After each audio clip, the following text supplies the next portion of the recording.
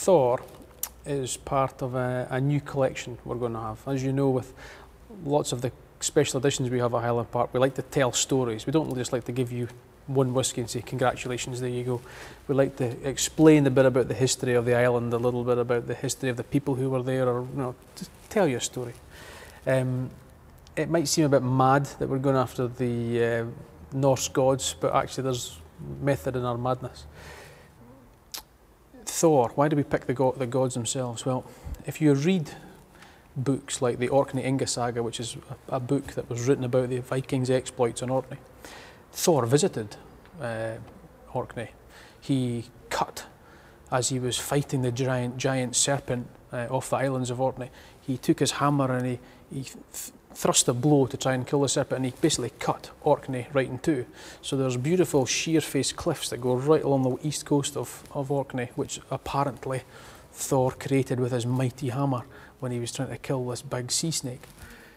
And loads of these stories have continued throughout the years through Orkney, and it's now great that we now have the opportunity to just tell that story in a slightly different way. Thor himself and the collection is based on 4 gods. The gods have different histories, and this history is intertwined and argue with each other, and everybody disagrees, and there's lots of different ways you can read the stories.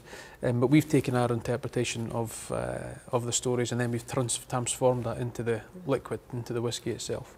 But ultimately it's this: Valhalla is a great feasting hall for the dead warriors. You must die in battle to be taken to Valhalla. And the first person to meet you, first physical person to meet you, is Thor, and he's the god of thunder.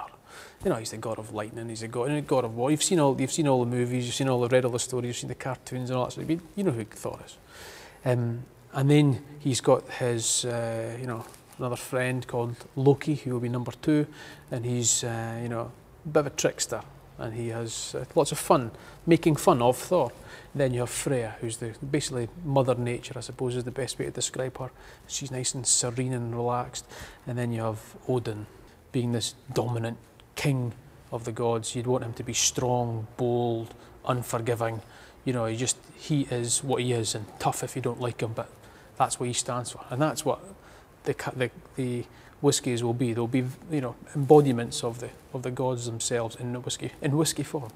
Spirits. Now, as we take each one of these gods' characters, we're going to transform that into whiskey. So rather than trying to create, a 15-year-old, 16-year-old or whatever, which we do, we're actually making the character of the whiskey represent the character of the god. So what we're going to do is create four of the gods, and we're going to bring out one a year. Thor is the first. Then we're going to do Loki, then we're going to do Freya, and then we're going to do Odin. And the thing I'd like you to think about is we're going to create the whiskey in the character of the god. So it's not about just picking a whiskey and going, that's Thor. It's actually creating whiskey to highlight the character, or the character flaws, or the great character parts of the god himself. So if you were to think about what is Thor like, Thor is, he's a bit of a beast of a man. He's not the world's cleverest person. He's quite blunt. He's quite straightforward. Does he have character flaws? Absolutely, of course he does. But he's Thor. But he gets away with it. His heart's in the right place. He wants to do his best, and that's what we expect the whiskey to taste like. Loki's a trickster, so you would expect him to be, everything you wouldn't expect in whiskey. He would be, 69% alcohol. He'd be clear as day. He'd be, 1 year old, or whatever you want him to be. But he'd be a bit different. Freya, who's Mother Nature, will just be this serene, gentle woman. She'll just be perfection, smooth and gentle, and just a joy to behold. And Odin is the domineering, dominant king of the gods. He's the one. His whiskey is going to be unapologetically forceful. It's going to be, jump and shout. It's going to kick your taste buds. It's going to do everything you would expect Odin to do, but in whiskey form. We've taken the inspiration from the ships. When these warriors die, they would mount their bodies onto the ships and set them sail and burn them, and that would speed their journey till Valhalla. And then the god himself is the first thing you see once you come off your boat. But the whiskey for Thor is and this is going to be very difficult for me to try and explain. He's 16 years old, and that's probably the easiest bit to explain. The alcohol content is 54.9. Now that's what you would expect. That's Thor strength, isn't it? That's not. There's nothing gentle about that. That's going to give you a good kick. That's what his hammer's about.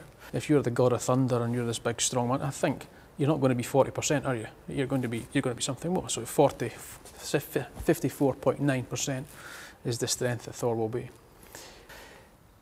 As you look at the whiskey, you can see there's just oodles and oodles of alcohol coming right the way through that. I mean, it really gives you a sense of apprehension when you're looking at that going, I have to be very, very careful how I handle this. And when you smell it, let's just say that Thor is a big, bold, brash character. He is high in strength, quite a powerful beast. He has character flaws, but he makes up for them in other ways. He's not the world's most well-balanced person, but he's dynamic. He's got so much more going for him. But if you get underneath that rough exterior, eventually you reveal the kind of soft gentleman that he is underneath.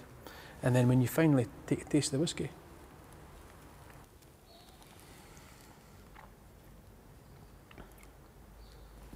that's when you see, the inner side to the whiskey. Yes, it is balanced, it is well-rounded, he's well understood, but there are a couple of flavours that just dominate, just become a little bit more forceful than the rest.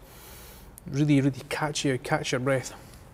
And eventually, after a very, very long time, that flavour just begins to subside. You get that smoky aftertaste, which is classic Highland Park. Cheers.